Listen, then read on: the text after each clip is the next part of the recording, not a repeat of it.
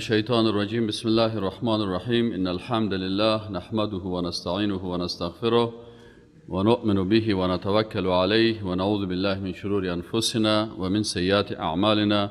من يهده الله فلا مضل له ومن يضلل فلا هادي له وأشهد أن لا إله إلا الله وأن محمدا رسول الله صلى الله عليه وسلم وعلى آله وصحبه أجمعين. أما بعد، در آیت 12 سوره آل عمران دیروز رسیده بودیم.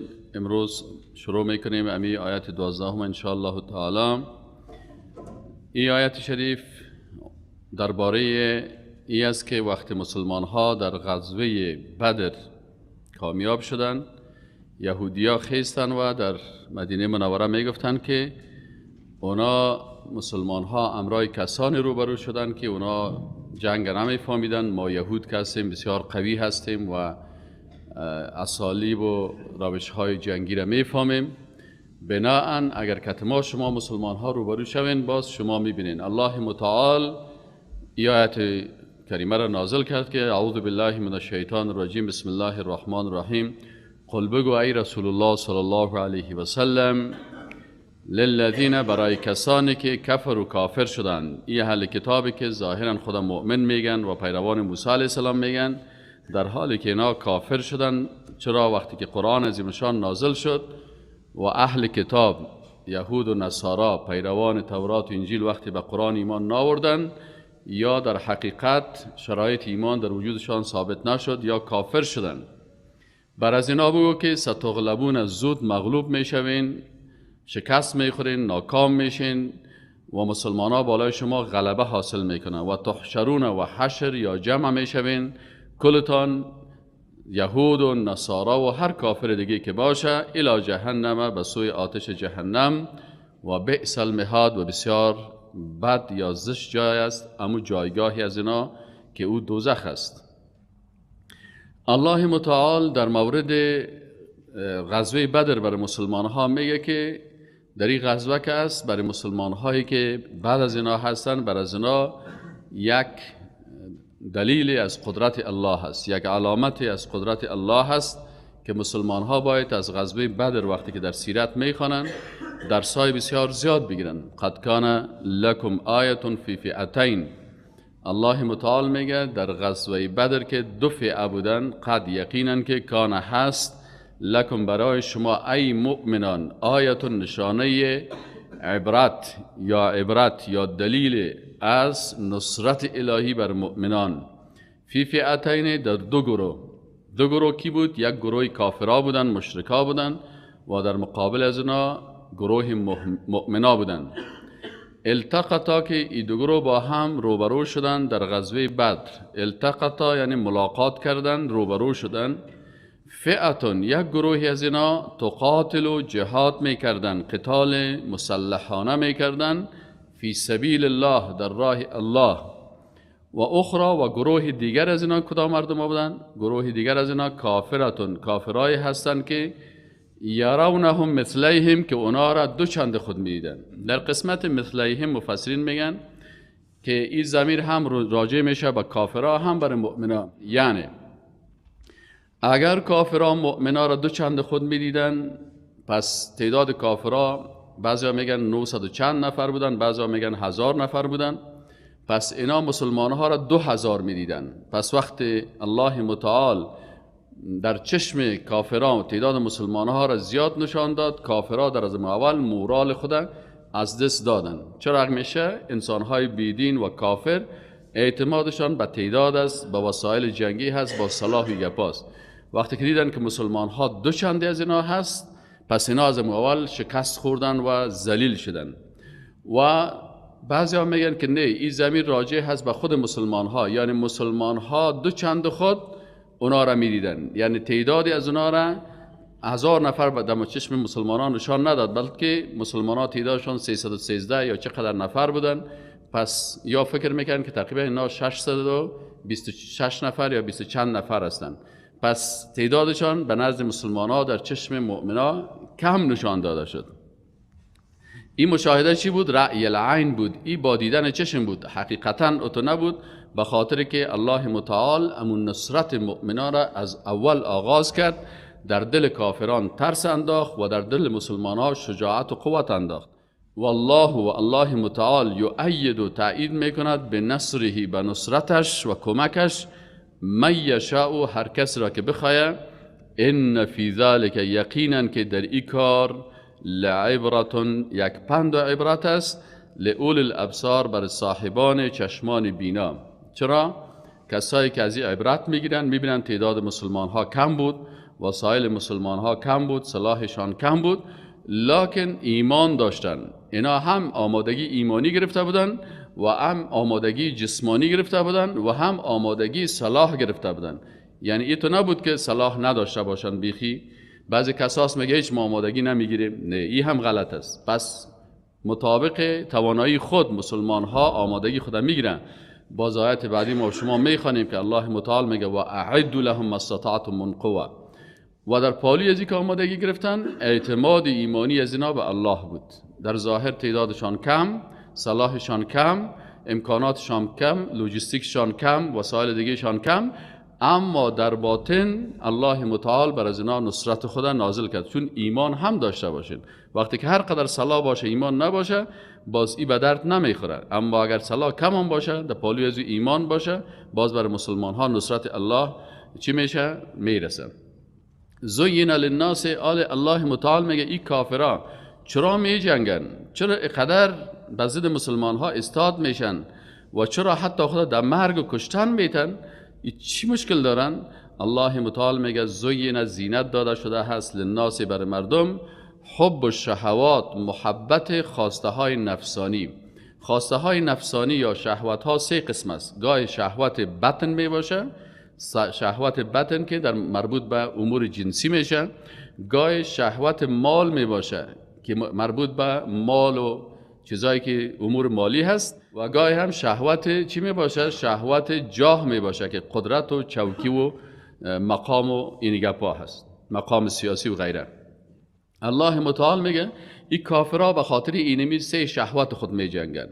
زین، زینت داده شده، للناس، بر مردما، حب و شهوات، محبت خواسته های نفسانی که چی هست؟ من النساء، از خانم ها و دختران، والبنین، از پسران، والقناطیر المقنطره، و مقدار یا کودهای انبوه از چی؟ من الذهب، از طلا و نقره، یعنی این مال خوش دارن. والخیل المسومه، دیگه وسایل ترانسپورتی که او وقت چی بود؟ اما اسبهای نشانی شده بود. و آل ما شما میفهمیم که آل موترهای نمبر زدگی شدگی است که این مدلش 2010 هست، این 2015 هست، 2016 هست، 2017 هست. والانعام، دیگه حیوانات است که بسیاری وقتا افتخار میکنن به امو حیوانات و رمه هایی که دارن، فارم های زراعتی که دارن. و الحرث، و زمین هایی که اینا دارن، زمین های زراعتی و حاصلاتی که اینا دارن. ذالک، الله متعال میگه همه اینها که است، متاع الحیات الدنیا، این متاع زندگی دنیا هست. یک عالم از اسماعی این میگه که من کلمه متاع را نمیفهمیدم که چی معنی میتونه متاع. بالاخره میگه در یکی از قبایل عربی میگه من تیر میشدم، دیدم که یک زن ظرفا را ششته، امو ظرفا را که میشویه، امو تکیه که ظرفا را میشویه، ایده میگه از پیشش کدام حیوانات عادت دارن که تکه های چرب و تراک باشه، حیوانات عادت دارن که تکه هایی که چرب باشه او را باز چور میکنن. میگه امو سگ بود یا هر چیز بود، تکه که از پیشش پران. میگه زن صدا کرد او متاعی متاعی. پس میگه فهمیدم که متاع چی معنی، یعنی میگه امی کل آنچه که در دنیا هست پیش الله متعال مثل نمی صافیگه که ظرفا را کتش میشه. ذالک متاع الحیات الدنیا، یک متاع زندگی دنیا هست. والله عنده، و الله متعال به نزدش حسن المآب، سرانجام بسیار خوب و زیبا هست. کسانی که با تقوا هستند در مقابل هزینا، میگه قل، برشان بگو ای رسول الله صلی الله علیه و سلم، انبئکم، آیا من شما را خبر بتم بخیر من ذالکم، از این کده بهترتر، للذین، برای کسانی که تقوا کردن، عند ربهم، به نزد پروردگارشان چی هست؟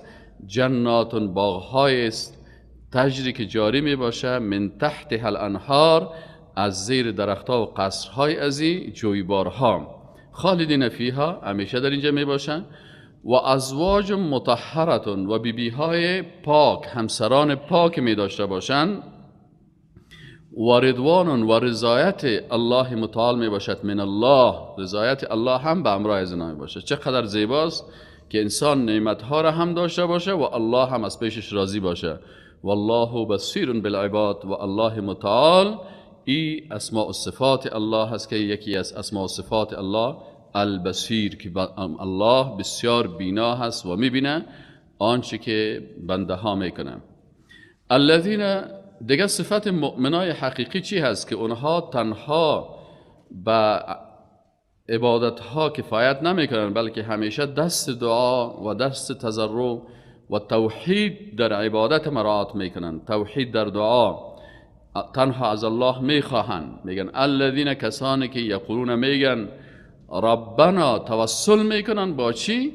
با اسم از اسماء الله. توسل که است توحید در توسل، این هم یک بخش از توحید عبادت است. این توحید در توسل میگن که انسان میتونه با اسما و صفات الله توسل بکنه. قرآن میگه الذین، کسانی که مؤمنای حقیقی هستن، یقولون میگوین، یتوسلون توسل میکنن به اسما و صفات الله، که یکی از اسما و صفات الله رب است. میگن ربنا، ای پروردگار ما، تو پروردگار ما هستی، خلق کننده و روزی دهنده و شفا دهنده ما هستی. ایننا، آل توسل دوم به چی میکنه؟ به ایمان خود میکنه. پس توسل میتونی به اسما و صفات بکنی و توسل به ایمان خود بکنی، توسل به اعمال صالحی خود بکنی، توسل با دعای یک انسان زنده بکنی. متوجه هستین؟ توسل با دعای انسان ها بکنی، ولو که رتبهش هست که بلند باشه یا پایین باشه. اینجا دو توسل هم میگم. الذین، کسانی که یقولون میگن و یتوسلون توسل میکنن به بارگاه الله. چی را پیش میکنن به بارگاه الله؟ اسماء و صفات الله را. ربنا، ای توسل اول. اننا آمنا، ای توسل دوم. ما ایمان آوردیم. پس ایمان خدا بر الله پیش میکنن که پروردگارا تو رب ما هستی و ما به تو ایمان آوردیم. باز انال عریضه خدا پیش میکنن که فغفر لنا، پس مغفرت کن برای ما، ذنوبنا، گناههای ما را، و قنا، و وقایه کن ما را، نجات بده ما را، عذاب النار، از عذاب دوزخ. دیگه صفات مؤمنان واقعی چی است؟ الله متعال میگه شما این تو مسلمان باشین که اگر جهاد میکنین او قسم مثل مجاهدین بدر باشین، بدریین باشین و صفات بدریین در وجود شما پیدا شود تا نصرت الله برتان پیدا شود. همچنان میخواین مؤمنای واقعی باشین، این قسم توسل بکنین که در قرآن ثابت است. فلسفه نگوین، از دل خود جور نکنین، متاثر به مشرکین و کفار نشین. دیگه صفات مؤمنین چیست؟ الصابرین، بسیار صبر کننده ها هستند. صبر در اطاعت صبر میکنن، بسیار خوب نماز میخونن. صبر در اطاعت میکنن، بسیار خوب جهاد میکنن. و دیگه چی هستن؟ صبر در معصیت میکنن، از گناه فرار میکنن، زود مبتلا به گناه نمیشن.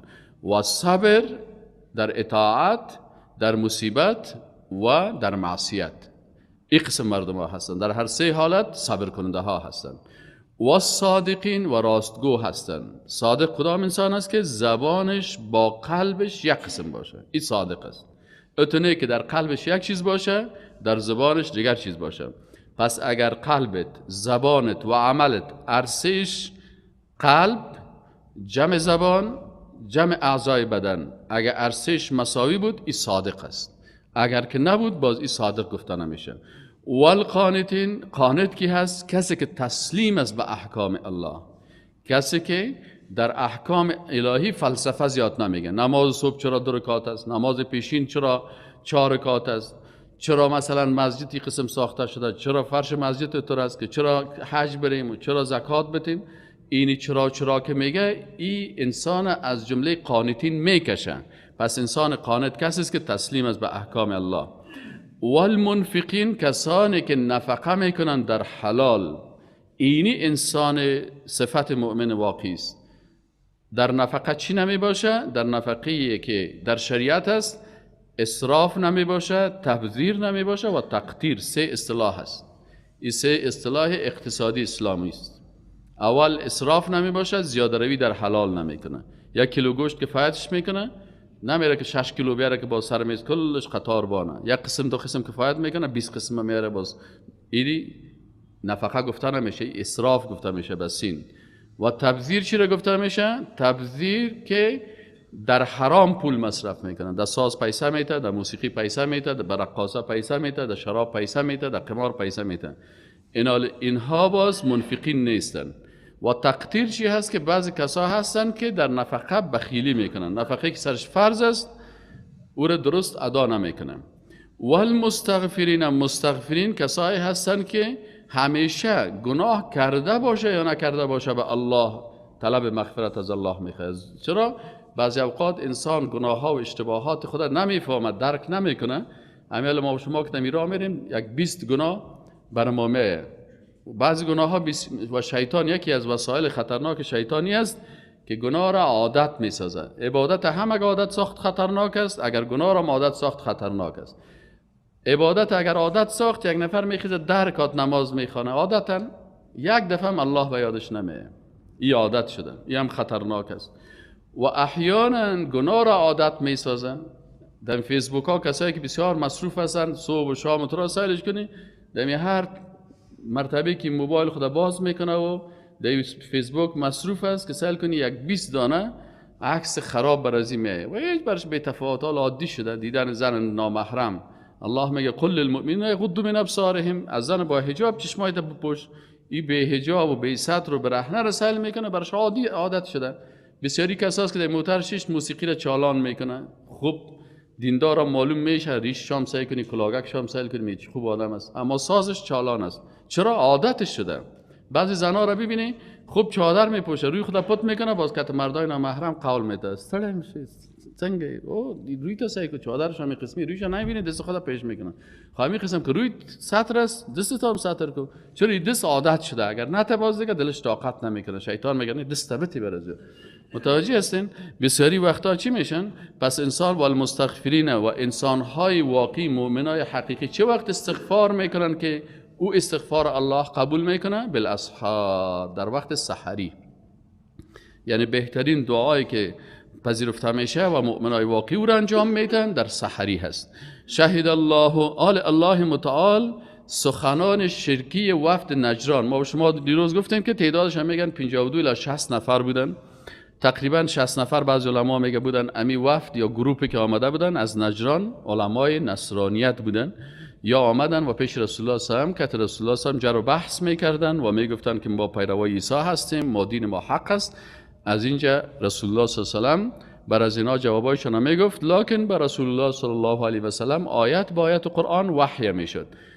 اونا میگفتن که عیسی پسر الله هست و ما بچه الله را بسیار احترام میکنیم، شما پیغمبر هستین، اولیاء الله را قبول ندارین. ببینید گپایشون است. شما پیغمبر قبول ندارین؟ نه، ما پیغمبر قبول داریم لکن پیغمبر خدای خود نمیسازیم. اولیاء الله را قبول داریم لکن ما نمیگیم که اولیاء الله معبود ما هست. مشکلی نمی هست. کسایی که پیغمبر پرست هستن، ولی پرست هستن، بت پرست هستن، قبر پرست هستن، عادتشان چی هست؟ اونمو شخص پرستش میکنه. وقتی تو بگی پرستش نکو، باز میگه تو نبی از انبیاء الله را قبول نداری، تو ولی از اولیاء الله را قبول ندارین، شما منکر نبوت هستین، منکر رسالت هستین، منکر اولیاء الله هستین. نه خیر برادر عزیز، فرق از بین ازی که انسان به پیغمبر ایمان داشته باشه و فرق از بین که او پیغمبر معبود خود بسازه. وفد نجران بر رسول الله صلی الله علیه و آله تو عیسی مسیح قبول نداری؟ بله قبول دارم. خیلی وقتی که قبولش داری، خوب ما او را عبادت میکنیم، مجسمهش ساختیم، بعد مجسمهش احترام میکنیم، چرا تو مانع میشی که عبادتش بکنیم؟ بچه خدا هست. الله متعال آمد برش گفت که ای رسول الله صلی الله علیه و آله در جوابشان بگو این سخنه که شما میگین این تهمت از بالای الله. الله نه فرزند فرستاده و نه عیسی مسیح بچه خود گفته و نه ایره معبود قرار داده و نه گفته برای عبادت بکنین. شهد الله، شهادت میده الله. گوش کنین گفت خیلی که الله چی میگه؟ وحی آمد و برشان گفت که شهد الله، شهادت میده الله متعال انه که یقین داشته باشین که لا اله، نیست هیچ کسی مستحقی که ذاتش عبادت شوه و قانون شریعتش تطبیق شوه الا هو، بغیر از الله. نه از عیسی، نه از موسی، نه از آدم علیه السلام، نه از کدام ولی، نه از کدام بت، نه از قبر. الله شهادت میده که هیچ کس مستحق عبادت نیست، هیچ کس مستحق نیست که اطاعت از شریعت شود الا هو، بغیر از الله متعال. همچنان والملائکه، اگر شما تومت میکنین که این گپ ملائکه آورده، وحی آورده، این هم دروغ میگین. ملائکه هم شهادت میدن که مستحق عبادت و اطاعت فقط الله هست. و اگر شما میگین ایرا علما میگن نامتان عالم دانشمند میمانین، ایرم دروغ میگین. و اولو العلم و علما و دانشمندای اسلام، فقهای اسلام، بزرگای اسلام، بزرگای حوارین عیسی علیه السلام، اصحاب موسی علیه السلام، اصحاب عیسی علیه السلام، اصحاب رسول الله صلی الله علیه و و دیگه علما کلشان شهادت میتن که عبادت فقط برای الله میشه، نه به پیغمبر میشه، نه به ولی میشه، نه به نبی میشه، نه به جن میشه، نه به انسان میشه. الله واحد است، بر از او کلگی عبادت میکنه. ملائکه هم بندش است، پیغمبرها هم بندش هستن، اولیاء الله هم بندش هستن، کلهم قائما بالقسط. تمام از اینا استاده هستن به چی؟ به عدالت. و هنا القسط التوحید، یعنی کل از اینا به قسط. اینجا قسط معناش چی است؟ به توحید، به وحدانیت الله. کل از اینا استاد هستن، نبیین، صدیقین، شهدا، صالحین، اولیاء الله، کلشان بنده های خوب الله هستند، لکن کلشان موحد هستند و به وحدانیت الله مردم دعوت میکنن. باز تکرار میکنن، بگوی رسول الله صلی الله علیه و برشان که لا اله، میفهمین که یا نمیفهمین؟ نیست هیچ کسی مستحق ازی که ذاتش عبادت شود و شریعتش تطبیق شود الا هو، الله، بغیر از الله. او ذاتی که العزیز و بسیار غالب است، توانا است و قوی است، الحکیم و بسیار با حکمت است در افعالش. دیگه چی برشان بگو؟ باز وحی آمد برشان بگو که شما آمدین ادعا میکنین که دین حق یهودیت است، دین حق نصرانیت است. نه خیر، الله 40 دین نفرستاده. الله از زمان آدم علیه السلام تا زمان رسول الله صلی الله علیه و تا روز قیامت یک دین فرستاده است، او دین اسلام است. دین ابراهیم دین اسلام، دین موسی دین اسلام، دین عیسی دین اسلام، دین محمد دین اسلام علیهم السلام جمیعا. نکنین اصطلاحات جدید پیدا، نکنین اختلافات در بینشان ایجاد. دینی که الله میپذیر اسلام. ان الدین، یقینا که دینی که حق است، پیشکی حق است. شما نیستین وفد نجران یا علمای یهود یا فلان فلان، شما معیار حق نیستین. او کسی که دین تعیین میکنه که حق است الله است. بناهن ان الدین، او دینی که حق است عند الله، بنزد الله، الاسلام. کدام دین است؟ الاسلام است. و مختلف، و اختلاف نکردن الذین، ما چرا اختلاف کردیم؟ برتان میگه که الله برتان میگه چرا اختلاف کردین. و مختلف الذین اوتوا الکتاب، اختلاف نکردن اهل کتاب الا مگر من بعد ما بعد از اینکه جاءهم العلم، علم برشان آمد، پیغمبر برشان آمد، وحی آمد، کتاب آسمانی پیششان ماندگی است، لکن اختلاف کردن. چرا اختلاف کردن؟ چرا اختلاف کردن؟ به خاطر بغی بینهم، سرکشی. من نمیخوام که گپ تو رو قبول کنم، من نمیخوام گپ تو رو قبول کنم. این پیغمبر از قوم ما نیست، این پیغمبر از طایفه ما نیست، این از کوچه ما نیست، این از منطقه ما نیست، این به زبان ما نیست، این فلانی نیست. بغیان بینهم، به خاطر بغاوت و سرکشی در میانشان.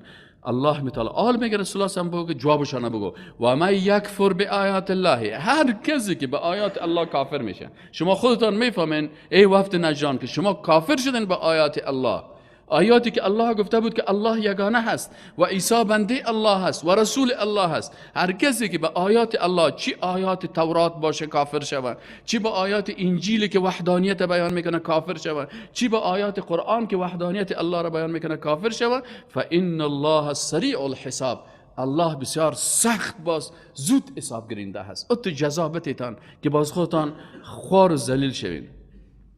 فان حاجوک، باز بر رسول الله صلی الله علیه و متعال میگه بگو برشان فإن حاجوک، اگر باز اینا بر تو دلیل و حجت و بیان کرده رفتن، فقل، پس برشان موقف تا بیان کو. برش بگو که فقل، بگو که اسلمت، ما تسلیم کردیم، وجهی روی خدا، وجه منظورش تمام اعضای بدن خدا، دست من، چشم من، قلب من، فکر من، عقل من، کلش ما تسلیم کردیم لله، برای الله ما تسلیم شدیم. من مسلمان هستم. اسلام که دین تسلیمی به الله هست، ما اینمی دینم است. و من تبعنی، و هر کسی که از ما چی میکنه، و هر کسی که همچنان تسلیم میشه، کسایی که از ما متابعت میکنن.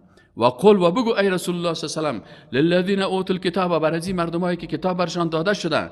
و در پالوی ازو باز یک تعداد امی ها، مردمای ناخوانه که عرب های قریش بودن و دیگه عرب ها و مردمایی که در اطراف از آمده بودن شیشته بودن که باشن که اهل کتاب هستن، دلایل از اینا بسیار خوبش است. بر از اونا هم بگو که و قل للذین اوتوا الکتاب، و بگو برای کسایی که اهل کتاب هستن، وفد نجران یا دیگه علمای یهود و الامیین و دیگه ای قریشیا، اسلمتم، آیا شما هم اسلام قبول دارین؟ آیا هم شما هم تسلیم وحدانیت الله هستین؟ تسلیم شریعت الله هستین؟ فإن اسلموا، پس اگر اینا اسلام آوردن، فقد اهتدوا، باز اینا هدایت شدن. و این تولوا، و باز اگر اینا رو گشتاندن، فإنما علیک البلاغ، ای پیغمبر وظیفه تو تبلیغ است.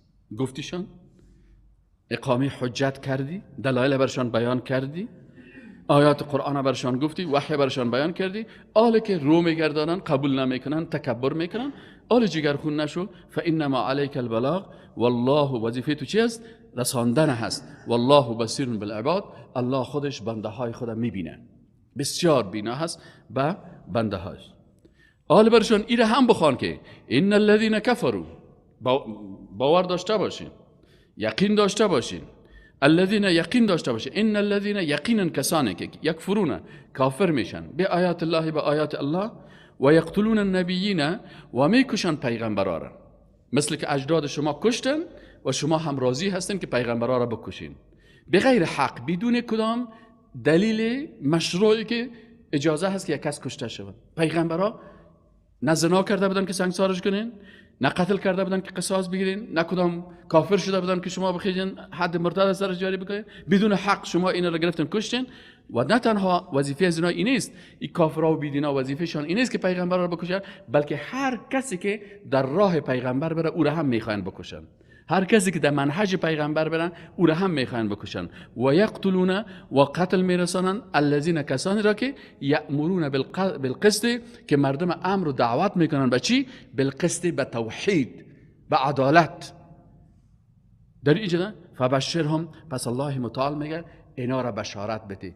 اصلا بشارت خب به گپای خوب استعمال میشه، لکن اسلوب سایکولوژی و روانشناسی قرآن چی هست؟ که یک نفری مثلا ناکام مانده، در 3 مضمون ناکام مانده، برش میگه اوه مبارک باشه در 3 مضمون ماندی، خوب ذلیلش میسازه. برای جای میگه خوب یاره بشارت بده به عذاب علیم، خوب عذاب سخت انشالله در انتظار شماست. اولئک، همین گروه مردم، الذین، کسانی هستن که حبطت اعمالهم. حبطت چی معنی؟ یعنی نابود شده اعمالشان. تمام اعمالی که اینا میکنن که باز ما صاحب سرک میسازیم، صاحب موتر میسازیم، صاحب مثلا بر شما شفاخانه میسازیم، صاحب میخوایم با فقرا کمک بکنیم، این قسم میکنیم، کمک های انسانی میکنیم، اخلاقی میکنیم. الله متعال میگه وقتی که شما دشمن الله بودین، الله تمام اعمال خوب شما را هم نابود میکنه. مشرک دشمن الله هست، بدعتکار دشمن الله هست، کافر دشمن الله هست. وقتی که تو دشمنی تا علنا با الله میکنی و میفهمی که این شرک است، این کفر است، این بدعت است، این ضد توحید است، باز وقتی که تو با فهمیده با کفر مبتلا میشی، الله متعال میگه که باز تمام اعمال از اینا نابود میشه، فی الدنیا و الاخره، فی الدنیا، در دنیا، و الاخره، و در آخرت. یعنی اعمالشان این کسا چی شدن؟ اولئک، آیت 222 سوره آل عمران، اولئک الذین، اولئک همی کسا، الذین، کسانی هستند که حبطت، نابود شده هست. حبوط به معنای نابودی به حی، اما به هید چشمه باز نزول میگه. فهمیده یعنی حبطت به حی بخوانین، حبطت نابود شده است اعمالهم، اعمالشان، فی الدنیا، در دنیا و الاخره. یعنی هیچ ارزش نداره اعمال کافران، نه در دنیا ارزش داره پیش الله و نه هم در آخرت. و ما لهم من ناصرین، بر از اینا کدام نصرت کننده و کمک کننده هم نیست. الله متعال میگه که ببینین عیب اهل کتاب بیان میکنه. چی عیب داره؟ یهود و نصارا و سایر کافرایی که از دین الله میگردن چی عادت دارن؟ شما عادتهایشان رو بشناسین که شما مبتلا به عادات از اونا نشین. بعضی کسا مسلمان هم میباشه ولیکن مبتلا میشه به عادات اهل کتاب.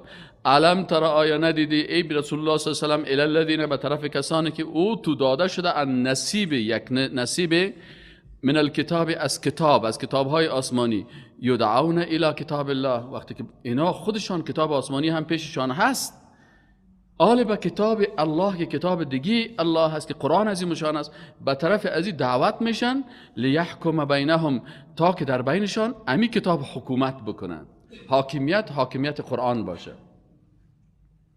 کافرها چی عادت دارن؟ که نمازت غرض نداره، میگه برو نماز بخوان، مسجد جور میکنی برو جور کن، این در امریکا جور کن، هم در فرانسه جور کن، متوجه هستی یا نه؟ نماز میخوانی برو، حج میری برو، اما حکومت الله را نمیخوای. باید عوض حکومت الله، حکومت مردم توسط مردم بر مردم باشه. میفهمی؟ میگه عادت اهل کتاب است. یا نمیخواین که حاکمیت کی باشه؟ الله باشه. مسجد چیز نمیگن، چرا در مسجد ها خاصه چیزی گپ نیست، مسجد کار ندارن، نماز تا کار نداره، برو نماز بخوان، برو ریش تبان، برو حجاب بپوش، لکن چی نکو؟ بیرق لا اله الا الله را بالا کردن نمیتونی. هر جایی که بیرق بالا شد ما او را چی میکنیم؟ سرنگون میکنیم. میگن ندیدی کسایی که اهل کتاب هستن یدعون، وقتی که دعوت میشن الی کتاب الله، که کتاب الله او تو کتاب نه که در ختمه خوانده شوه، او تو کتاب نه که فقط در مسجدها ختم شوه، کتابی که حکومت بکنه بالای مردم در زمین الله، چون انسان خلیفه هست در زمین که امر الله را مطابق شریعت الله در زمین الله تطبیق بکنه. باز میگه یارا نمیمانن. وقتی برشان گفته شود که مسجد خود کافر میسازن، ندیدی نه باز جای سعی کنی این صرف ناتو برای ما قرآن چاپ کردن، این فلانی جای امریکا برشان مسجد ساخته، فلان جای نمیبینیم مثلا امریکایا فرش مسجد خریدن، اما اونا میگن نه مسجد براتون میسازیم، قرآن هم اگه خواسته باشین براتون چاپ میکنیم. فهمید یعنی هر کاری که میکنی بکن، منتها حاکمیت کتاب الله را در زمین الله نمیمانیم. وقتی که استاد شد، هر گروهی که استاد شد که ما شریعت الله را تطبیق میکنیم، میگه ای باید نابود شود. یدعون، که دعوت میشن الی کتاب الله، به سوی کتاب الله، لیحکم، تا حکم کنه، حکومت بکنه، بینهم، در بینشان. بازیگه ثم یتولا، باز رو میگردن فریق گروهی منهم از ایشان، باز روی خود دور میتن و هم معرضون، در حالی که اعراض کننده هستن. نمیخواین دموکراسی؟ نه، اوه این یا افراطی هستن. شما اکستریمیست هستین، افراطی هستین. فهمیدی؟ 4-5 تا اصطلاحات داره. هر کسی که حاکمیت کتاب الله را گفت تروریست است، دهشتگرد، فاندامنتالیست است، بنیادگرا. فهمیدی؟ وهابیست. دیگه سه چی است؟ فاندامنتالیست، اکستریمیست، دیگه بنیادگرا، این همی دهشتگرد، این مثل، در حالی که و هم معارضون اعراض میکنن، میگن این نامو رو سرشون میمونه. اگر نه که گفتی نه حج میریم بازاران در تهران چند دفعه جنگ میکنیم و باز دوبای دخترای لچ هم سیل میکنیم و باز بین صفا و مروه و فیسبوک های ما چالان از عکس گرفته میریم، میگی کارا رو بکنیم، اما حاکمیت شریعت الله رو نمیمانیم. این اهل کتاب یادت دارن. ذالک، یا چرا خدا باز حق جلوه میتن؟ میگه یا دلیل چی دارن؟ میگه دلیل ما این است که ذالک بانهم، به خاطر که یا یک عقیده باطل دیگه دارن. چی میگه؟ ذالک بانهم، به خاطر که اینا قالو، میگن یا گفتن لن تمسنا النار، برای ما هرگز ما را مس نمیکنه آتش الا ایام معدودات. میگه ما یک چند روز، اما روزایی که گوساله پرستی کردیم، برای چند روزه که اگه ما در دوزخ بریم دیگه باز پس میریم جنت از ماست. الله متعال میگه و غرهم، و مغرور نمود ایشان را فی دینهم، او چیزای اینا را مغرور ساخت که ما کانوا یفترون، که اینا سر الله تهمت میکردن. بعضی مردم هست از خود عبادت جور میکنن، وقتی که از خود عبادت جور کرد سر الله تهمت میکنن، باز دمی تهمتی که بالای الله کرده، دمی عبادتی که بدل خود که ساخته افکاری که خودش برای خود جور کرده بازدهی چی هستن؟ بازدهی بسیار مغرور هستن که ما دیندار هستیم، ما بسیار خوب مسلمان هستیم، ما بسیار خوب چیز کردیم، ما دوزخ نمیریم، اصل جنتی ها ما هستیم. متوجه هستید؟ این الله متعال میگه و غرهم، یک قاعده بسیار اساسی است، یادداشت بگیرید. مغرور میسازه مردمای بیدین در دینشان چی؟ آنچه که بالای الله افترا میکنه. حالا شما ببینید بسیاری وقتا همی بدعتکارا چقدر در بدعت خود خوشحال هستن، تر دو میزنه تو احمق هستی، برو بی عقل هستی، نمیفهمی کارهایی که ما میکنیم اینمی در دین است. از پیش پرسان که همین کارا پیغمبر کرده، صحابه کرده، تابعین کرده، باز چی میگن؟ خب منم نکرده دیگه، خب من نکرده. خب حالا هر چیزی که من نکرده بود، پیغمبر کی گفته که نماز صبح 20 رکعت نخوانین؟ خب گفته 2 رکعت بخوانین، اما در مقابلش 20 رکعت من نکرده، چون گفت که 2 رکعت بخوانین نمی دین شد. اگه تو باز دور 20 ساختی باز تو بیدین شدی، نمیتونی که عدد تغییر بدی. اینال این قسم، اینال بسیاری کسای بدعتکارا و مردمای بیدین که است، اونمو چیزایی که سر الله تهمت کردن بازی اونا را چی میسازه؟ مغرور میسازه. بازمون بسیار خوشحال است، خود دیندار فکر میکنه اینمی دین کس شوله خوردن است، اینمی دین کس روز 2 است، روز 3 است، شب جمعگی است، اینمی خیراتا و بخو و چکر بزنن چی که اینمی دین است. اگر مخالفت برش کردی باز بعد از دیگه باز میگه نه مغرور است، نه شما دین نمیفهمید، اینمی دین است. فکیف، الله متعال سوال میکنه، استفهام توبیخی از پیش از اون میکنه.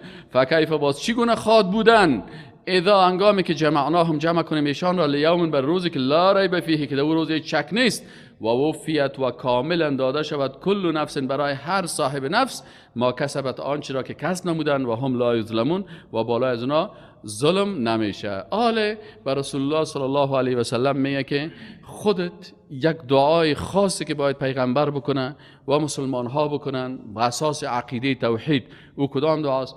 قل بگو برشان که اللهم، بگو اللهم، دعا بگو اللهم یا الله، یا قل اللهم، بگو یا الله مالک الملک، تو صاحب ملک هستی، تمام اینمی جهان که هست صاحبش تو هستی. مردم ها که خدا میگن امی کلمه صاحب الملک ترجمه کردن خدا میگن، فهمید یا نه؟ الله را ترجمه کس کردن نمیتونه، پس یا که میگن صاحب خدا میگن، چرا خدا به معنای صاحب است. ایناله اللهم یا الله، تو که صاحب از ملک هستی، تؤتی الملک، میتهی امی ملک حکومت، من تشاء، برای هر کسی که خواسته باشی، و تنزع الملک، و میگیری امی حکومت و قدرت و از کی میگیری؟ من تشاء، از هر کسی که باشه. اینجا چون پیغمبرها ملک اینجا استعمال شده، چرا؟ به خاطر که پیغمبرها در پالی ازی که پیغمبر میباشن، مسائل سیاسی و قدرت سیاسی هم به دست چی میباشه؟ به دست پیغمبرها میباشه. رسول الله صلی الله علیه و آله میگه کانت بنو اسرائیل تسوسهم الانبیاء، بنی اسرائیل تسوسو، ساس یسوسو، چی معنی؟ یعنی سیاست مداری میکردن. سیاست مدارای بنی اسرائیل کی بودن؟ الانبیاء و پیغمبرایشان بودن. هر وقتی که میگه یک پیغمبر میرفت، پیغمبر دیگه در عقب از او میامد و او پیغمبر در پالوی احکام شریعت اسلامی. چرا؟ نصف کلمه عبادت است و نصف کلمه تطبیق شریعت است که تطبیق سیاست است. نفهمیدید؟ در کلمه چند تعهد است؟ 3 تعهد. یا الله بغیر از ذات تو به کسی دیگه عبادت نمیکنم، این 50% دین. یا الله بغیر از شریعت تو قانون کسی دیگه را تطبیق نمیکنم، این 50% دیگه دین. فهمیدید یا نفهمیدید؟ پس اینال هر پیغمبر هم مسائل عبادات برای مردم بیان میکرد، توحید عبادت و هم توحید حاکمیت، توحید عبادات و توحید حاکمیت، این هم بیان میکرد که شما هم عبادت بکنید. از این خاطر میگه که و تنزع الملک، و میگیری حکومت، ممن تشاء، از هر کسی که بخوایی، و تعز و عزت میدهی من تشاء، هر کس رو بخوایی. چرا؟ اعتراض از اونایی بود که چرا این پیغمبری که در بنی اسرائیل بود از در عرب آمد و در بنی اسماعیل آمد؟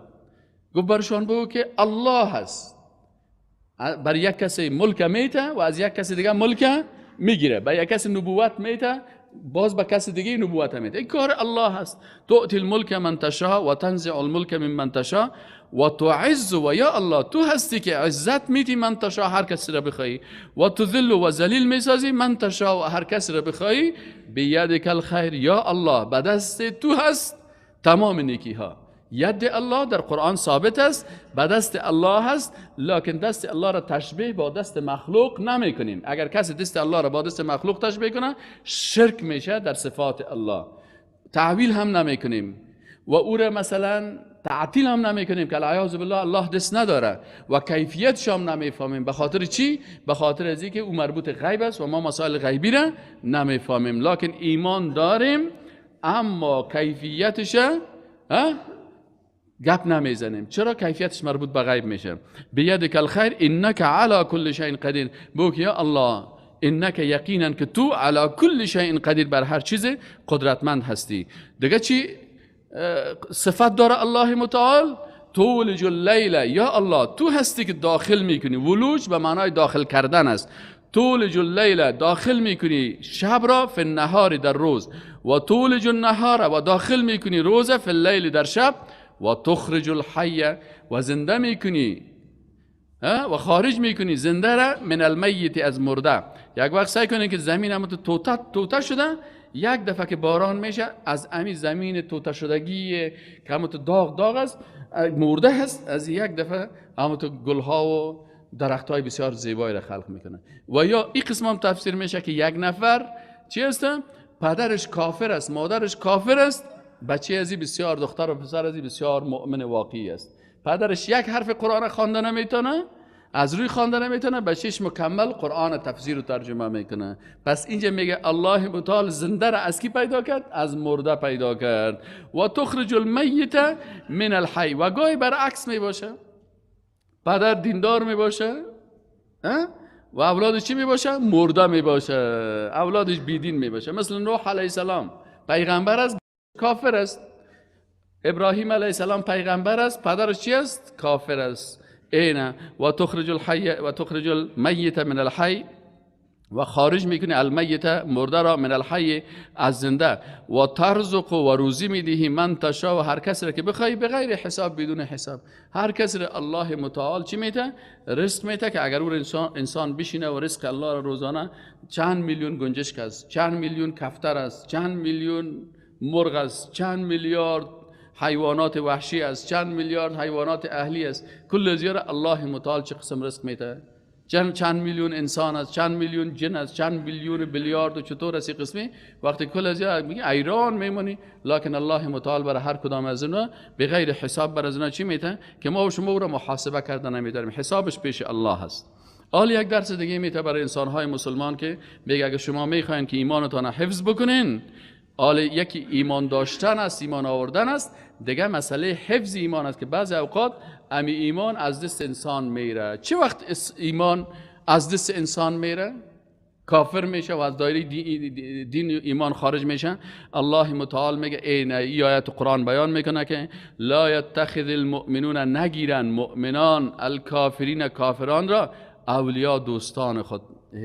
اگر کافر باز دوستت گرفتی، امرای از او دوستی کردی و برادری کردی، من دون المؤمن، بغیر از مؤمنا که باز مؤمنم میزنی و کافر در پالیش استاد میشی و مؤمنم مثلا میکشی و در پالی کافر مثلا صلاح میگیری و از کافر دفاع میکنی، این من دون المؤمن. خب یک کسی میگه اگر من می کار کردم چی میشه؟ اگر می کار کردم، الله متعال در جوابش میگه و من یفعل ذلک، و هر کسی که امی کار کرد که کافر دوست خود گرفت، باز چی شد؟ چی نقص میکنه؟ میگه فلیس من الله فی شیء، باز در از جانب الله هیچ نصیب نداره، هیچ چیز نیست. خلاص شدی از جنت الله و خلاص شدی از ایمان الله و خلاص شدی از دوستی و ولایت الله، خلاص شدی. الا مگر ان تتقوا، که شما بترسین منهم از کافرا، تقاتن به وقت ترسیدن در حالی که سلا را بالی سر گردنتان گرفته باشه. بعضی اوقات است مثل که او صحابی را کافرها گرفتن گفتن اگر گپای کفری نگویی ما تو را میکشیم. اینجا الله گفته که اونجا عفو است که شمشیر در گردن باشه، مرمی در گردنت مانده باشه. اما اگر تو آزادی داری، اختیار داری، باز او وقت تو قلبا همراهشان محبت میکنی، باز تو دیگه از دین الله خطا خوردی. و یحذرکم الله نفسه، الله متعال شما را در حذر قرار میده از نفس خود، میگه بترسین اتون نشه که ایمانت و دینت از دست بدین. و یحذرکم الله، و در حذر و ترس میداره شما را الله متعال نفسه از ذات خودش. و الی الله المصیر، و الی الله المصیر، و به سوی الله بازگشت است. آیت 29 آل عمران. آل رد شرک است در صفت علم، رد شرک است در صفت الله، صفت علم الله. قل بگو بر از اینا این تخفو، اگر شما مخفی انجام بدین کدام چیز را که ما فی صدورکم که در سینه های شما باشه، یعنی قل بگو ای رسول الله صلی الله علیه و آله این تخفو، اگر مخفی کنین، پنهان کنین، ما آنچه را که فی صدورکم در سینه های شماست، یعنی در قلب هایتان او را پت نگه بدارین، او تبدوها، یا او یک کاری را آشکارا انجام بدین، یعلمه الله، الله متعال او را میداند. و یعلم، و الله متعال میداند ما آنچه را که فی السماوات در آسمان ها هست، و ما فی الارض، و آنچه که در زمین هست. این توحید در صفت علم الله هست. والله، و الله متعال علی کل شیء قدیر، بر هر چیز قدرتمند است.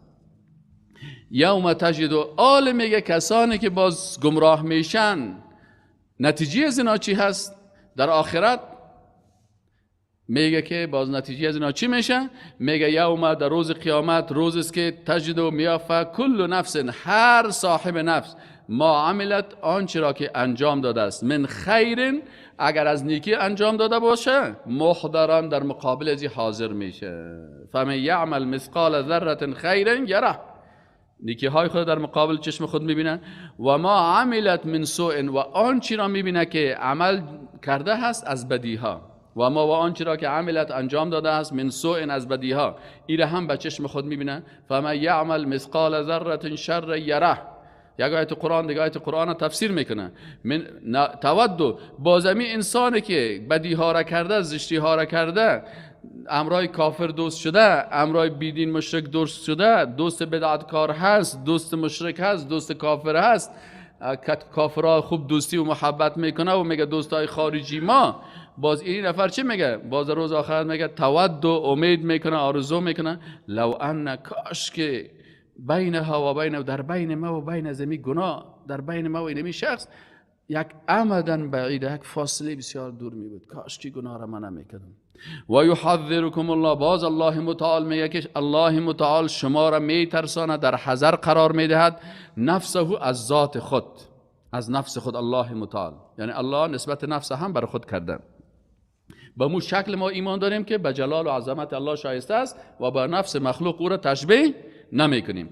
والله، و الله متعال رؤوف، بسیار مهربان است بالعباد. مهربانی الله دایی است که هم برات عقل داده، هم برات حس داده، هم برات قرآن داده، هم برات سنت داده، هم برات پیغمبر داده که تو کل نعمت ها را استفاده بکن و خود از گمراهی ها نجات بده.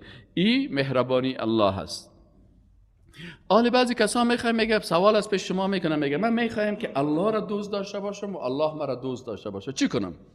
سوال، من میخوایم که الله را ثابت بکنم که من الله را دوست دارم، و وقتی که من ثابت عمل را بکنم که الله را دوست دارم، محبت خود به الله ثابت بکنم، باز الله هم مرا دوست داشته باشه، چی کنم؟ یا آیت قرآن جوابش میده، میگه قل بگو ای رسول الله صلی الله علیه و سلم بر از اینا، این کنتم، اگر شما هستین، تحبون الله، که دوست دارین الله را، فتبعونی، پس از رسول الله صلی الله علیه و سلم مطابقت کنید. یعنی از من میگن رسول الله صلی الله علیه و سلم که بگو برشان از من مطابقت کنید. پیغمبر صلی الله علیه و سلم بر ما و شما چی را گذاشته؟ رسول الله صلی الله علیه و سلم بر شما دو چیزا گذاشتیم که اگر به دو چیز تمسک کنین هرگز گمراه نمیشن، کتاب الله و سنتی، از قرآن و سنت پیروی بکنید. حالا بعضی کسا میگه که سال یک مرتبه پیغمبر رو تجلیل بکنیم، ما میگیم نه، هر لحظه تجلیل بکن. صبحی وقتی که میخیزی میلاد رسول الله صلی الله علیه و سلم در واده خواب تجلیل بکن که امیر رسول الله صلی الله علیه و سلم چه قسم چی کرده؟ از خواب خیسته. وقتی که از خواب میخیست رسول الله چی میکرد؟ اول اگر میخوای که تو طریقی رسول الله مطابقت از رسول الله بکنی و تو محبت با رسول الله از خواب که خیستی به طریقی رسول الله بیدار. چشمایت چی کن؟ رسول الله اول که از خواب میخیست با دستای خود چشمای خود امو آثار خواب اوس میکرد و میگه الحمدلله الذی احیانا بعدما اماتنا و الیه النشور، الحمدلله الذی عافانی فی جسدی و رد علی روحی و ذهب. این دعاهایی بود که رسول الله صلی الله علیه و سلم در چی میگفت؟ و اذن لی بذکره. اینی دعاهایی بود که رسول الله وقتی که از خواب میخیست. دیگه هم دعاهای زیاد است. باز رسول الله هم چه قسم تشناب میرفت، چه قسم اینال. اگر تو میخوای که محبتت با الله ثابت بکنی، سنت های رسول الله صلی الله علیه و سلم روزانه 1000 یا 1500 2000 سنت است برای یک مسلمان. در کتاب مخال نوشته کرده بود در یک روز 1000 سنت میتونی چی کنی؟ تطبیق بکنی. تطبیق بکن. نماز به طریقه رسول الله صلی الله علیه و سلم. در یک نماز 200 حدیث رسول الله صلی الله علیه و سلم است. یعنی 200 سنت در یک نماز است. بخواد. در نان خوردن سنت های رسول الله صلی الله علیه و سلم است. آب نوشیدن سنت رسول الله صلی الله علیه و سلم است. 24 ساعت میتونی چی کنی؟ قول بگو برشان ای رسول الله صلی الله علیه و سلم، این کنتم اگر شما تحبون دوست می‌دارید الله متعال را، ثابت کردن دوستی انسان با الله چه قسم حاصل میشه؟ در متابعت از رسول الله صلی الله علیه و سلم. کسایی که متابعت از رسول الله صلی الله علیه و سلم نمیکنه، شعارهای ناقی میته، این باز دوستی را ثابت نمیکنه. فتبعونی، اینجا یا متکلم است، یعنی شما متابعت بکنید مرا، چون آیت قرآن خطاب است به رسول الله صلی الله علیه و سلم، یعنی متابعت از کی باید شود؟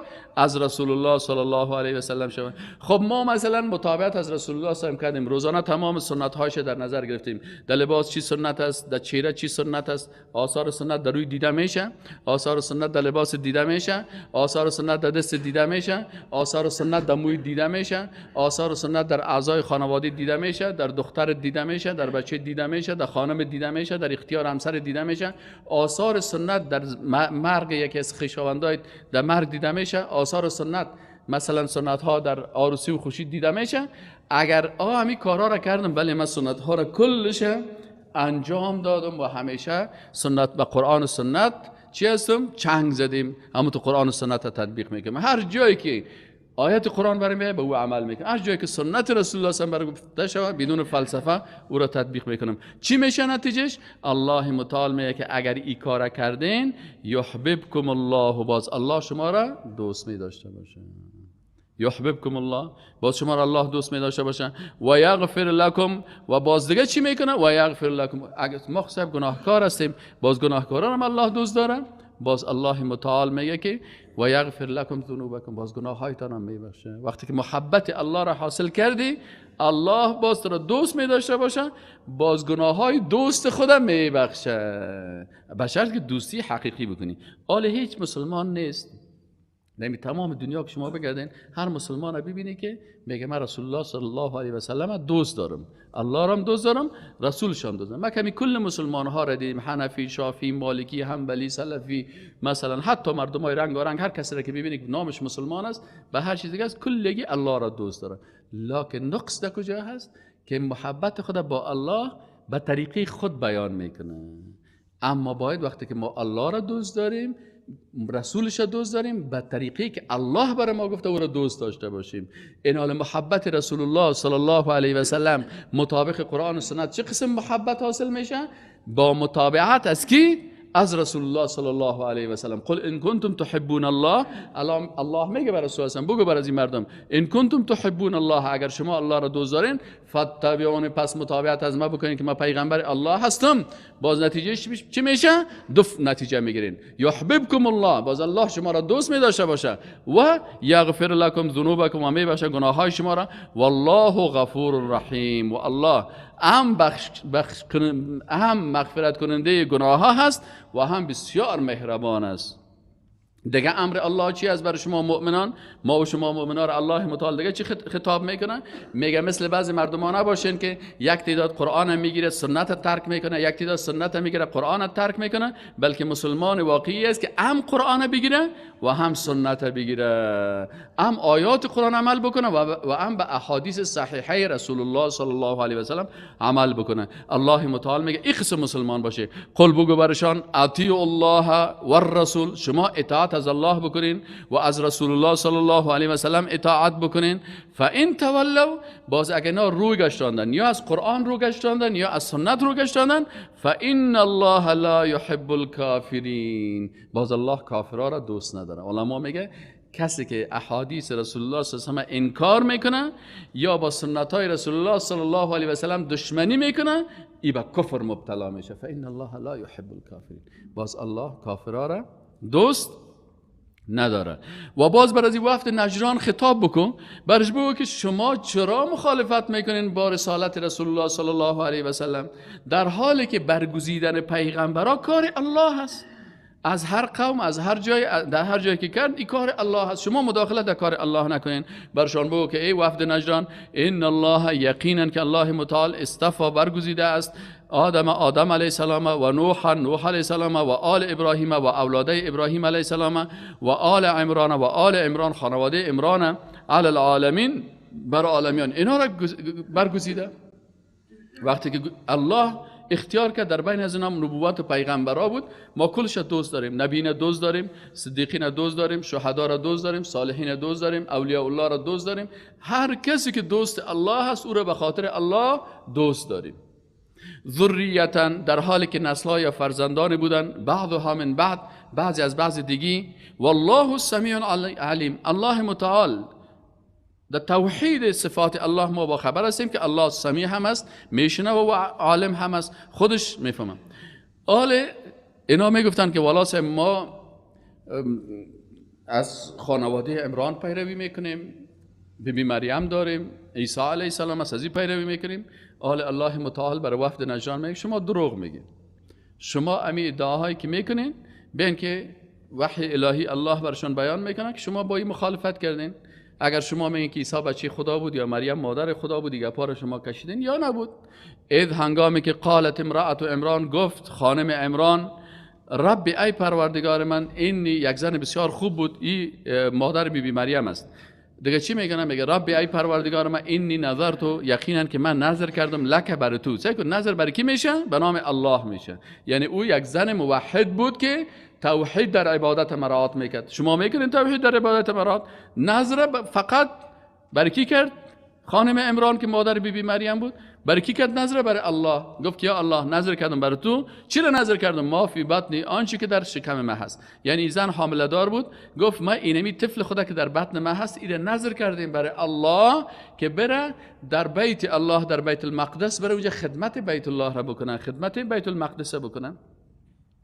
ما نظرت لک، نظر کردم یا الله با مراعات توحید عبادت، توحید در نظر خاص برای الله میشه، نظر برای مخلوق نمیشه. ای زن با ایمان، زن موحد در بین قرآن میگه که من نظر کردم برای کی؟ برای الله. ما آنچه که فی بطنی در بطن ما هست، محررن که ما آزاد کردیم از کارهای خانوادگی، که ای بره کارهای چی رو بکنه؟ خدمت بیت الله رو بکنه.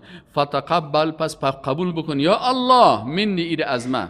نمیگه که او فلانی شخص از من قبول بکن، میگه یا الله تو را قبول بکن. انک یقینا که تو یا الله انت توی السمیع، بسیار شنوا، العلیم، بسیار دانا. فلما، پس هنگامی که وضعتها گذاشتیده، یعنی به دنیا آوردم این طفلک، دید که این بچه نیست. اونا بچه های خدا نظر میکردن که برای خدمتگار شوند به بیت المقدس. این که دید دخترک است، عالی، خود دخترک خود کار بچه را نمیکنه که بیاید مسجد جارو کنه و مسجد پاک کنه و مسجد صفایی بکنه، این کارا بکنه. فلما وضعتها، پس وقتی که ایره چی کرد؟ ایره به دنیا آورد. قالت، یعنی الله برش این طفله به دنیا آورد، یعنی ایره حملش وضع حمل کرد. قالت، گفت امی خانم موحد، خانم یکتا پرست، خانمی که توحید عبادت میفهمید، نظر خاص به نام الله میکرد، نظر کشمش نخود نداشت، نظر مثلا سخی جان نداشت، نظر مثلا از نظرای مثلا نظر بهار نداشت، سمنک پز نبود. امی زنه که نظر خدا خاص برای کی کرده بود؟ برای الله کرده بود. میزن موحد. قال، گفت رب ای رب من، خطاب میکنه برای الله، میگه اینی وضعتها انثى، من خو ایره یعنی ولادت کردم، ای خو مؤنث است. والله اعلم بما ولدت، الله خو میفهمه که آنچه که ای ولادت کردن. ولیس الذکر کالانثی، و امی خانم گفت ای پروردگارا این فرزند بچه خو ذکر و انثی فرق دارن، مذکر و مؤنث، عالی خود دختره که مخ مؤنث است. و اینی سمیتها، و ما این نامگذاری کردم مریم بی مریم.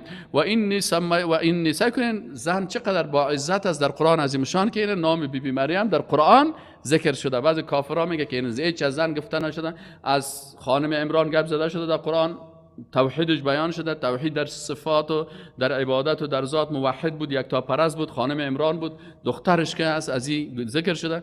این حال ببینیم بعضی کافرها باز میگن که نه والا، حالا سعی کنین که چقدر این زنهای با شخصیت در قرآن ذکر میکنن. الله متعال میگه که امی خانم گفت که سمیتها، ما نامگذاری کردم مریم بی مریم. و این یقینا که من اعیذها بک، اعیذ، سعی کنین اینجا تعویض ماویز در گردنش نمیپرته. تعویض چی است؟ یعنی توحید در پناه دادن. توحید در پناه دادن چی است؟ توحید عبادت است. یعنی یا پروردگار به زبان میگه که من ایره پناه میتم بک، به تو یا الله. چه قسم پناه میتم؟ به زبان، نه با نوشتار. اعیذها بک و ذریتها، و به تو پناه میدم اولاده او را، من الشیطان الرجیم، از شر کی؟ شیطان رانده شده. فتقبلها، پس قبول کرد الله متعال. الله رحمان الرحیم است، خالق زنها هم از خالق مردا هم از، دعای زنها را هم قبول میکنه، دعای مردها را هم قبول میکنه، دعای انسانها را قبول میکنه، دعای جنها را هم قبول میکنه، دعای ملائکه را هم قبول میکنه. الله متعال فتقبلها، پس قبول کرد الله متعال امین نظر از این خانم، ربها، پروردگارش، به قبول حسن، گفت اینمی دخترم که است، این مخلوق ما هست، ما ایره قبول دارم که خدمتگار خانه ما باشه. این عزت برازی دخترک داد. متوجه هستین؟ در حالی که مادر گفت که ولیس الذکر کالانثی، الله گفت که نه، زن هم مثل مرد با شخصیت است، دختر هم مثل پسر واره خدمت کردن میتونه. امی قسم که پسرها میتونه خدمتگار خانه ما باشه، امی قسم دخترها هم میتونن خدمتگار خانم باشن. امی قسم که مردها میتونن کرامت داشته باشه، که پسان باز امی قسم زنها و دخترها هم میتونن کرامت داشته باشن، که یکی از زنهایی که کرامت داشت، دختری که کرامت داشت و در قرآن کرامتش ثابت است، بی مریم است. فتقبلها، پس قبول کرد امی بی مریم، ربها، پروردگارش، به قبول حسن، به قبولی خوب و نیک، و انبتها، و ایر تربیه کرد، مثل که نبات الله متعال تربیه میکنه. امی نبات شما که نباتات چه قسم الله متعال چه گلهای زیبایی در سرزمین میرویانه، اینمی قسم یک گل زیبایی از بین دختران دیندار و متدین ایره هم، و انبتها، و ایره هم تربیه نبود، نباتا حسنا، تربیه بسیار خوب.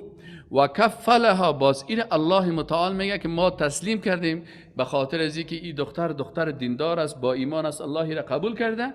وقتی دختر دیندار می باشه که کفیل از و سرپرست از یک شخص بسیار عالی باشه، اهل کفالت از یک پیغمبری از پیغمبرای الله میگیرن. و کفلها، و این سرپرستی یا کفالت کرد کی؟ زکریا علیه السلام که پیغمبر الله هست. آل زکریا علیه السلام علامات کرامت در وجود از این دختر میبینه که این دختر کرامت داره. یکی معجزه هست و یکی کرامت است و یکی استدراج است. این باید فرقش بفهمین. معجزه امور خارق العاده هست، یعنی که مطابق عادت نیست، ما فوق عادت است، که از پیغمبرها سر میزنه. مثل که رسول الله صلی الله علیه و سلم شق القمر کرد، آفتاب دو حصه کرد، این معجزه رسول الله صلی الله علیه و سلم. یا عصای موسی علیه السلام، یا مثلا معجزات عیسی علیه السلام، یا قرآن عظیم شان که معجزه رسول الله صلی الله علیه و سلم. و کرامت چی هست؟ این کرامت برای امور خارق العاده زیبایی است که الله متعال برای اولیاء الله، دوستای خود، بنان بی مریم ولی از اولیاء الله هست. الله برازی ولی، الله برازی دوست خود کرامت داد. منتها فکرتان باشه که نه معجزه به دست پیغمبر است، نه کرامت به دست اولیاء هست، اردوش به دست الله هست. الله متعال برای هر کس هر وقت که داد میتشانه، که نخواست نمیته. متوجه هستین؟ استدراج چی از بعضی امور خارق العاده هست، ما فوق عادت هست که در عادت نمی باشه، این برای کافرها داده میشه به خاطر امتحان مسلمان ها. این استدراج چی اگر اون وقت این برین ببینید که گندوی کافرن در دیوال هم تو بالا میشه تا بالا. این میفهمی که چی است؟ استدراج است. از این خاطر علما میگن اگر یک شخص دیدین که در روی آب راه میره و یا در آسمان پرواز میکنه و این مخالف با قرآن و سنت است، باز بفهمید که استدراج است، این کار شیطان است. پس یکی معجزه است، یکی کرامت است و یکی هم استدراج است. معجزه برای پیغمبرها داده میشه، کرامت به اولیاء الله داده میشه و استدراج برای کافرها، مثل که فرعون چی داشت بحر که میگفت استاد میشه، استدراج بود برای فرعون. عالم ما و شما و کفلها زکریا، این کفالت که زکریا علیه السلام، آل زکریا علیه السلام ولایت و کرامت بی مریم میبینن. این بعضی ها میگن که بی مریم پیغمبر بود، بعضی از علما میگن، لکن اکثر علما میگن که به اساس از این بی مریم که است، این ولی از اولیاء الله بود و این کرامت داشت. و کل ما دخل علیها زکریا، هر وقتی که داخل میشد زکریا علیه السلام پیش بی مریم در امو اتاق که برش ساخته بود، المحراب. محراب چی میگن؟ امو جای عبادت محراب میگن. ما شما اینو چرا محراب میگیم؟ محراب اسم آله هست، یعنی آله‌ای که در حرب هستی تو. همین مسجد کلش محراب است، متوجه؟ یعنی آلت حرب است که تو عمل کتکی در جنگ هستی، کت شیطان. هر وقتی که زکریا علیه السلام داخل میشد در امی اتاق وی که محراب بود، آلت چی بود؟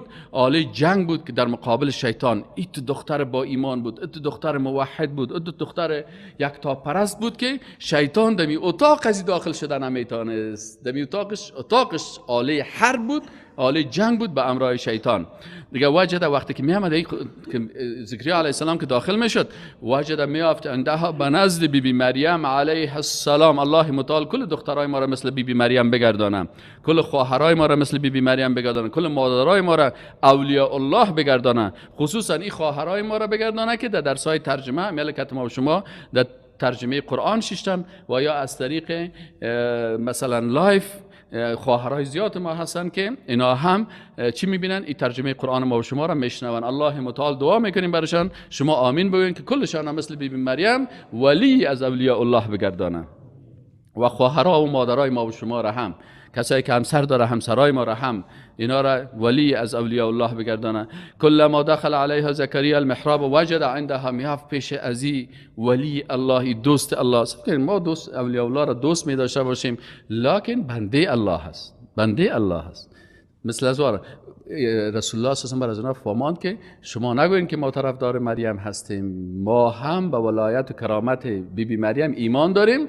منتها فرق ما مؤمنین با فرق شما مشرکین دیگه است که شما از اولیاء الله و از پیغمبرها معبود خدا ساختین، صفات الله را برزومیتین. ما میگیم نه، بنده الله هست، لکن محبت و دوستی و عزتشان در قلبای ما موجود است. فهمیدی یا نه؟ فرق بین موحد و مشرک دمی هست که موحد الله را به وحدانیتش میشناسه، در ذاتش، صفاتش، افعالش، عبادتش و اطاعتش هیچ مخلوق را با الله شریک نمیکنه، ولو که ولی باشه، ولو که نبی باشه، لکن اینا را مخلوق الله میدانیم. بی مریم مخلوق الله است. رسول الله صلی الله علیه و آله برای وفد نجران گفت بی مریم مخلوق الله است، لکن زن ولی هست، کرامت داره و اینی کرامت ها را داشت و ما با کرامت های ازی، به ولایت ازی، به شخصیت ازی، به ارزش ازی، به عزت ازی ایمان و باور داریم. اما مثل شما وار نیستیم که باز مجسمه چی رو جور کنیم و یک دانه مجسمه کلان جور میکنن از مریم، بازی رو سر شانهای خود میبرن و باز بر از او سجده و رکوع میکنن. این کار ما نمیکنیم.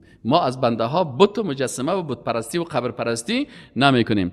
زکریا المحراب و هر وقتی که میگه زکریا علیه السلام در محراب دمی اتاق ازی داخل میشد که اتاق از او مثل آله حرب بود در مقابل شیطان، وجد میافت میدید زکریا علیه السلام عندها به نزد بی مریم ای ولی الله رزقا روزی را میدید که میوه های تابستانی در زمستان برش آمده، میوه های زمستانی در تابستان. او وقت نه تیاره بود و نه ارتباطات چیز بود که مثلا میوه ها را بیاره، مثلا حال که از چین و ترا میاره. او وقت دیگه کل میوه های هر مملکت سیل میکنه که پیشری بی مریم، کل مردم از گشنگی میمره، در اتاق بی مریم سیل میکرد که میوه های رنگارنگ است.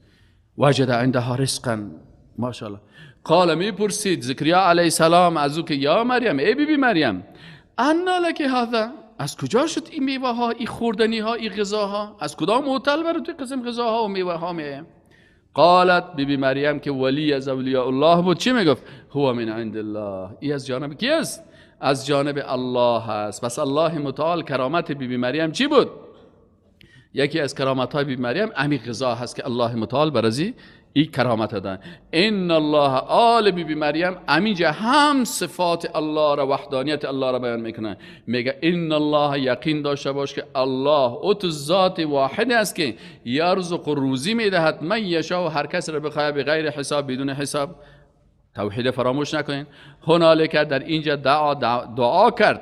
حالی که زکریا علیه السلام دید که الله متعال برای بی بی مریم یک دختر مظلومه که بسیار در اطرافش علمای خطرناک یهود شکم کته می آمدن، این آزار میدادن یا هستن. آل دیگه دید که الله متعال برای تو عزت داده. زکریا علیه السلام هم یک ضرورتی از ضرورت‌های داشت که برای الله باید رو تقدیم میکرد. در قلب خود چی داشت؟ ریش سفید شده بود، پیر شده بود و خانمش هم نازا بود، اولاد نداشت، میخواست یک بچه یک داشته باشه. هنالک در همینجا دعا کرد زکریا علیه السلام ربه. به کی دعا کرد؟ برای الله. دست دعا الله میگه او دعونی. دست دعا فقط به بارگاه ما بالا کنین، دست دعا به بارگاه کسی دیگه بالا نکنین. یعنی بعضی کسا اگه میالن بی بی مریم کدام جای ببینن که بی بی مریم میبود، کل مردم باز از دامن بی بی مریم میگه فی مریم به ما دختر بده، ای مریم بر ما بچه بده. اینجا توحید بیان میکنه. سعی کنین که زکریا علیه السلام که پیغمبر است از مریم نمیخواد، با وجود از اینکه کرامت داره، میگه به الله دست دعا را بلند میکنه. میگه هنالک در اونجا یک انسان موحد، یک تا پرست دیگه وجود داشت که زکریا علیه السلام نام داشت. این دست دعا را بلند کرد به کی؟ ربه، به بارگاه پروردگار خود.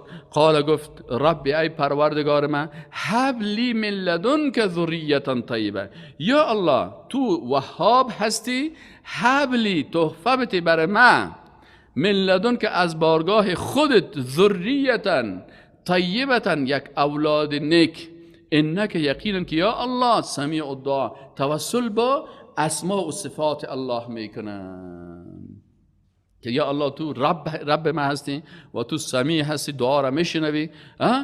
اینه. پس از این معلوم میشه که خود پیغمبرها به الله احتیاج داشتن. محتاج بودن به کی؟ به الله. پیغمبرها محتاج بودن برای الله. توسل به دو نام الله کرد. اولاد به عقیده پیغمبرها، مثلا وقتی که اولاد داده میشه برای پیغمبرها هم اولاد الله برشان اولاد میداد و انسان مسلمان عقیده خدا باید جور بکنه.